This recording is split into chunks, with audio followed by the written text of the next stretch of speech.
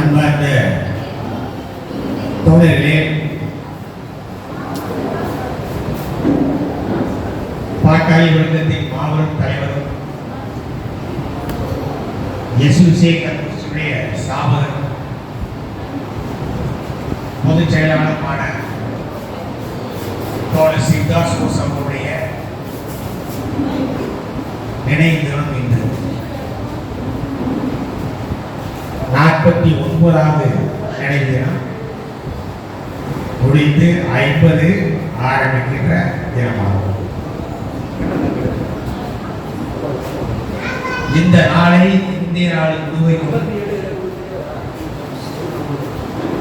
எல்லா கட்சிகளும் எல்லா மாநிலங்களும் இந்த நினைவத்தை அனுசரிக்கின்ற வேளையில் நமது தமிழ்நாட்டிலும் நாம் அனுசரிக்கின்றோம். இந்த கூட்டத்திற்கு எஸ்யூசி கமிஷனுடைய மொழிபுற உறுப்பினர் மதிப்பிற்குரிய தோழர் ராதாகிருஷ்ணன் அவர்கள் இங்கே சிறப்புரையாற்ற வந்திருக்கார்கள். தோழர் ஸ்ரீதரவனும் மத்திய கல்வி அவர்களும் இங்கே வந்திருக்கிறார்கள். இங்கே மாநில கல்வி இருக்கிறார்கள்.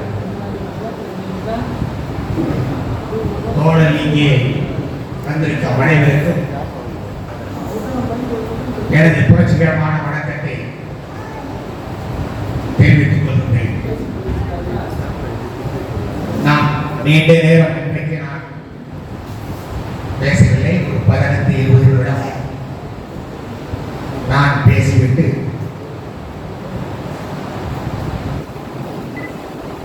தோழர் ராதாகிருஷ்ணன் அவர்கள் போதிய நேரத்தை நாம் கொடுக்க வேண்டியிருக்கிறது. அதே போல இந்த கூட்டத்தை நாம் அதிகபட்சம் 9:30க்குள் முடிக்க வேண்டியிருக்கிறது. தோழர்களே, இன்றைக்கு நாம் அனுசிக்கின்ற வேளையில், இந்த நினைவுடன் அனுசிக்கின்ற வேளையில் நாம் ஒன்றை நினைவு கொள்ள வேண்டும். அவருடைய வாழ்ந்த அந்த காலம் என்பது சுதந்திர போராட்ட காலம். இளம் வயதிலேயே, தனது இளம் வயதில் சுதந்திர போராட்டத்தில் கலந்து கொண்டு சிறை சென்று அங்கிருந்துதான் ஒரு சில தோழர்களுடன்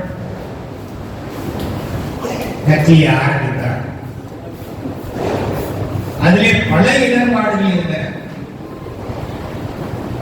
அந்த இடர்பாடுகளை நாம் எண்ணி பார்த்தால்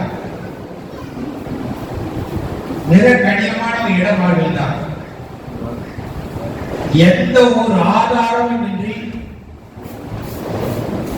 அன்றைக்கு இந்த கட்சியை தொடங்க வேண்டிய ஒரு காலகட்டம் வந்தது. சுதந்திர போராட்டம் நடந்தது. அந்த காலகட்டத்தில் சுதந்திரம் என்பது முதலாளிகளுடைய கையில் மாறப்போகிறது என்பதை கணக்கில் எடுத்து சிபிஐ ஒரு உண்மையான கம்யூனிஸ்ட் கட்சி இல்லை என்பதை புரிந்து கொண்டு எதிர்காலத்தில் இந்திய நாட்டின் விடுதலையை பெறுவதற்கு ஒரு சரியான கம்யூனிஸ்ட் கட்சியை உருவாக்க வேண்டிய ஒரு கடமையை அவர் ஏற்றுக்கொண்டார். ஆனால் அந்த கடமையை ஏற்றுக்கொண்ட அந்த சூழ்நிலை என்பது உலக அளவிலே ஒரு சாதகமான சூழ்நிலை இருந்தாலும் இந்தியாவில் அந்த அளவுக்கு பெரிய சாதகமான சூழ்நிலை இல்லை. ஒரு பக்கம் சிபிஐ ஒரு ரெகனைஸ் பார்ட்டியாக இருந்தது, மக்களுடைய அறிந்த கட்சியாக இருந்தது. அதை அவருடைய கட்சியுடைய கொள்கைகள் தவறு என்பதை கூறி அதை மக்களிடையே கொண்டு செல்வது என்பது அவ்வளவு எளிதான காரியம் அல்ல. இது ஒன்று. இரண்டாவது, நிதி நிலைமை. அவர்கள் மரத்தடியிலும் பார்க்கிலும் கோயில்களிலும் அவர்கள் படுத்து தூங்கி சட்டையை ஒருவருக்கொருவர் மாற்றிக்கொண்டு அப்படித்தான் தங்களுடைய அரசியல் வாழ்க்கையை தொடங்கினார்கள்.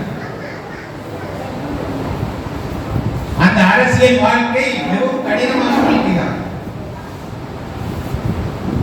ஆரம்பத்தில் சில பல்வேறு இடங்களுக்கு சென்று அங்கே படிப்பு தொடங்கினார்கள்.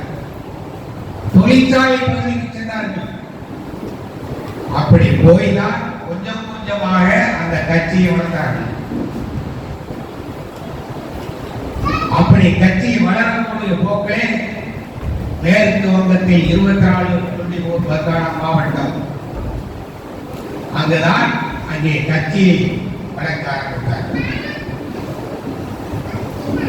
அது ஒரு 24 பர்கானா மாவட்டம் ஒரு போராட்டத்தினுடைய மண். அந்த போராட்ட மண்ணிலிருந்து தான் இன்றைக்கு இந்தியா முழுமைக்கும் வந்திருக்கிறது.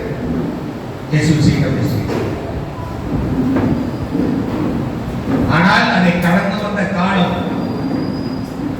மிக கடினமான காலம் தான். குறைந்த தோழர்களை கொண்டு இந்தியாவில் முதலாளித்துவ சோசியலிச புரட்சி அதுதான் சரியான திட்டம் என்பதை நிரூபிப்பதற்கு பல காலம் கிடைத்தது. அதுதான் எதிர்காலத்திலே சரியான ஒரு போராட்டத்தின் அடிப்படையில் சுதந்திரம் பெற முடியும் என்பதை அன்றைக்கு சொல்லப்பட்டது. சிபிஐ இன்னும் மற்ற கட்சிகள் எல்லாம் இடதுசாரி கட்சிகள் எல்லாம் அன்றைக்கு நிறைய இருந்தது. பாரதிய ஃபெமிலி சோசியலிஸ்ட் பார்ட்டி இன்னும் நிறைய கட்சிகள் இருந்தது. அந்த கட்சிகள் எல்லாம் அன்றைக்கு எள்ளி நகையாடினார்கள். ஆனால் இன்றைக்கு அந்த கட்சிகள் இருந்த இடம் தெரியவில்லை. சிபிஐ 3ஆக பிரிந்து விட்டது. நக்சலைட்டுகள்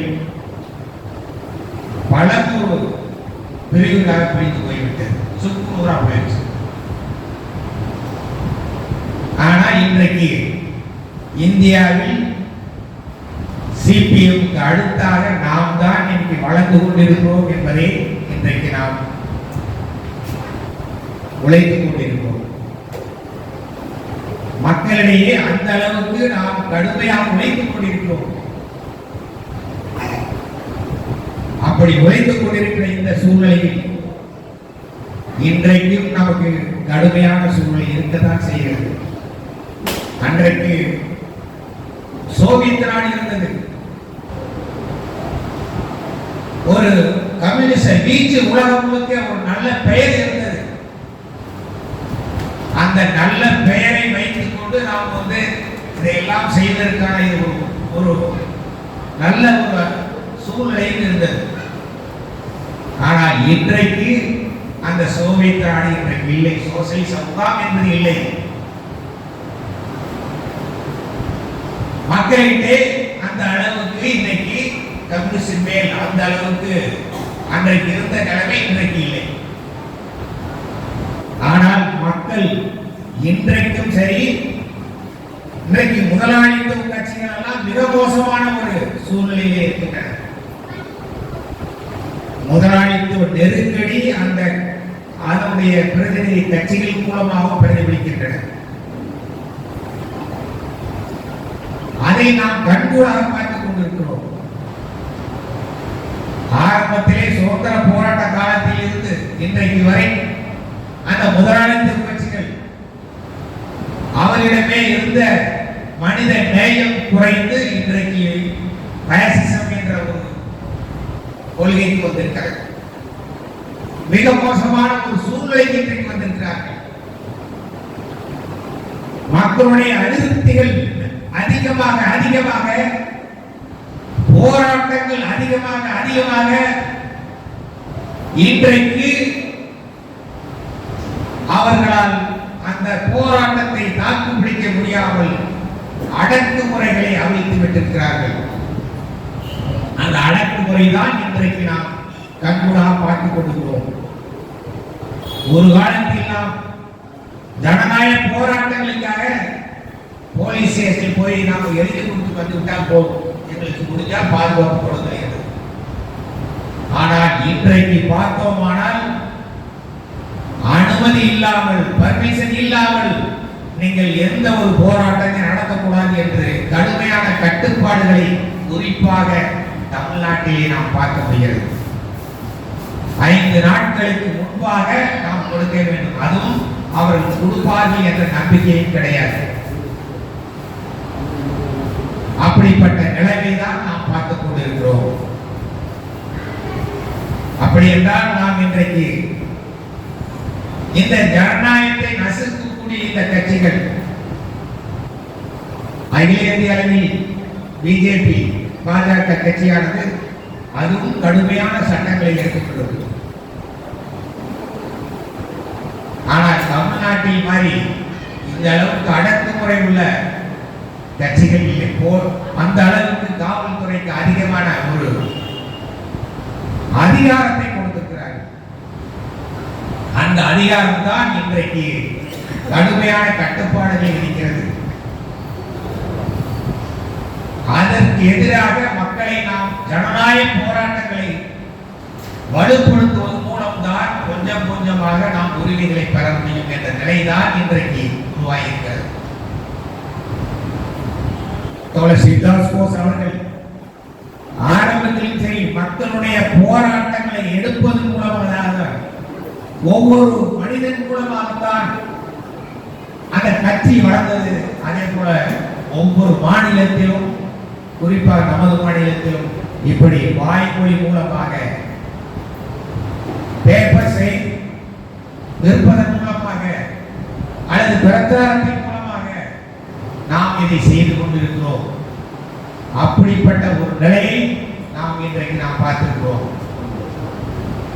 நாம் இன்னும் போராட்டங்களை நாம் எடுக்க வேண்டியிருக்கிறது. முதலாளித்துவ சோசியலிச புரட்சி எந்த திட்டத்திலே நாம் மக்களிடையே கொண்டு போக வேண்டியிருக்கிறது. அந்த மக்களிடையே நாம் போகும்போது நிச்சயம் அவருடைய வரவேற்பு. இன்றைக்கு எல்லா கட்சிகளும் மிக மோசமான ஒரு சூழ்நிலை இருக்கும்போது, நாம் மக்களிடையே வேலை செய்யும் போது தோழர் சித்தார்த்தனுடைய சிந்தனைகளை அவர் வழங்கிய அந்த கம்யூனிச கலாச்சாரத்தின் அடிப்படையிலே தோழர்கள் போகும்போது மக்களிடையே அந்த வரவேற்பை நாம் பார்க்கிறோம். அப்படிப்பட்ட வரவேற்பை நாம் எங்கும் பார்த்துக் கொண்டுதான் இருக்கிறோம். வேற எந்த கட்சிகளும் இப்படிப்பட்ட கலாச்சாரம் என்பது நாம் பார்க்க முடியாது.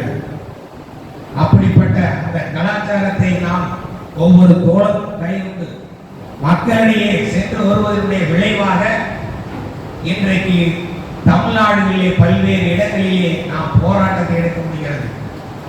நமது கலாச்சாரத்தின் ஈர்ப்பின் விளைவாக அந்த மக்கள் நம்மிடையே வருகின்றார்கள். அப்படிப்பட்ட ஒரு சூழ்நிலையை நாம் இன்றைக்கு இருக்கிறோம். தமிழ்நாட்டை பொறுத்தவரை இன்றைக்கு அரசியல் மிக மோசமான ஒரு சூழ்நிலை இருக்கிறது. இன்றைக்கு எல்லா கட்சிகளுமே சந்தர்ப்பவாத நிலையில் தான் இருக்கிறார்கள். மக்களுக்கு கொடுக்கக்கூடிய எந்த ஒரு உரிமைகளையும் அவர் வழங்க தயாராக இல்லை. எப்படி மத்தியிலே இருக்கக்கூடிய அகில இந்திய கட்சிகள், காங்கிரஸ், பிஜேபி, இப்படிப்பட்ட கட்சிகள் மிக மோசமான ஒரு சூழ்நிலை இருக்கிறது. எப்படி அவர்கள் ஏகபோ முதலாளிகளுக்குமே நலனை அவர்கள் செய்யக்கூடிய சூழ்நிலை இருக்கிறார்கள். அவர்கள் நலன் தான் பெரிது, சாதாரண மக்களுடைய நலன் என்பது பெரிதே கிடையாது. அதே போல மாநில கட்சிகளும் அப்படிப்பட்ட நிலையை தான் இருக்கின்றன. இங்கே மாநில கட்சிகள் ஏதோ எலும்பு துண்டுகளை இங்கே போட்டு அதன் மூலமாக பல்வேறு சில சலுகைகளை வழங்கி ஓட்டுகளை பெற்றுக் கொடுக்கிறார்கள், பணம் கொடுத்து பெற்றுக் கொடுக்கிறார்கள். இவ்வளவு மோசமான கலாச்சார சூழ்நிலை இன்றைக்கு நாம் பார்த்துக் கொண்டிருக்கிறோம். இன்றைக்கு மக்கள் சரியான கட்சியை தேடிக்கொண்டிருக்கிறார்கள். அது எஸ்ஓசி கம்யூனிஸ்ட் கட்சி தான். தோழர் சித்தார்த் கோஸ் அவர்கள் சாதித்த இந்த கட்சி தான் நாம் எடுத்துச் சொல்ல வேண்டியிருக்கிறது மக்களிடையே. இதுதான் எதிர்காலத்தில் புரட்சியை சாதிக்கக்கூடிய கட்சி என்பதை நாம் நிரூபிக்க வேண்டிய காலம் நெருங்கிக் கொண்டிருக்கிறது. இந்த உலகம் முழுக்க முதலாளித்துவ நெருக்கடி என்பது மிக மோசமான சூழ்நிலை இருக்கிறது. அந்த நெருக்கடி இன்றைக்கு வரி போர் பிரபு வரி போட்டுட்டே இருக்க எல்லா நாடுகளையும். அதனால ஒரு நாடு மிக கடுமையான பகையோடு இருக்கிறது. அதே போல WTO இன்றைக்கெல்லாம் அதெல்லாம் செல்லுபடியாத ஒரு நிலையை தான் நாம் பார்க்கிறோம். இன்னைக்கு வரி போர்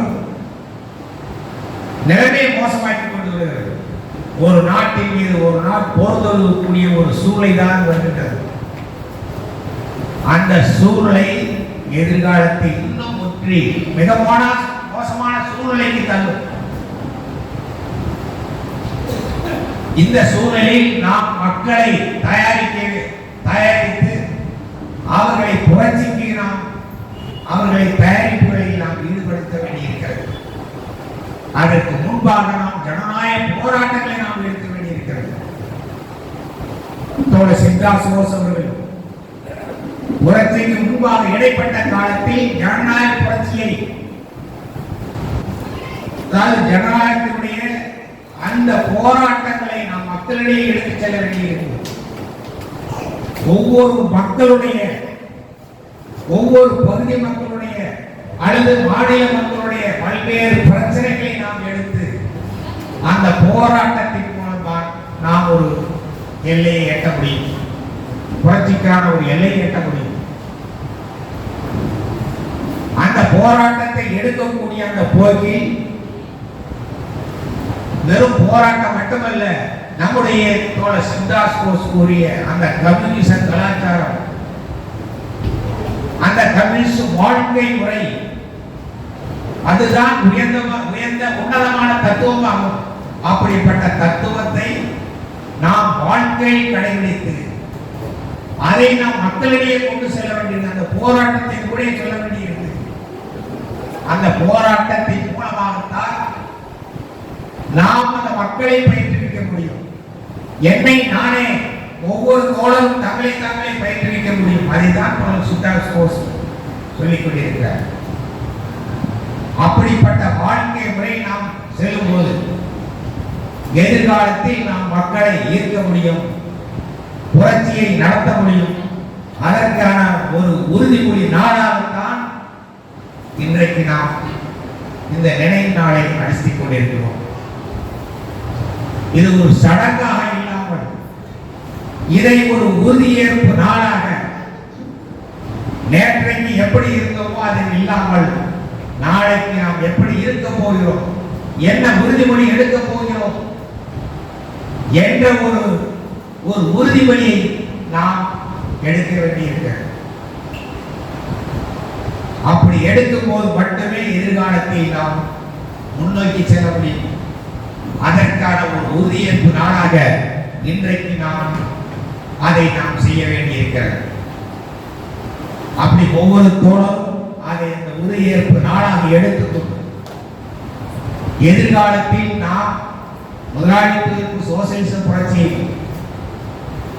அதை மக்களிடையே கொண்டு சென்று ஜனநாயக போராட்டத்தில் கட்டியெடுத்து நாம் முன்னேறுவோம் என்று கூறிக்கொண்டு எனது சிறு உரையை முடித்து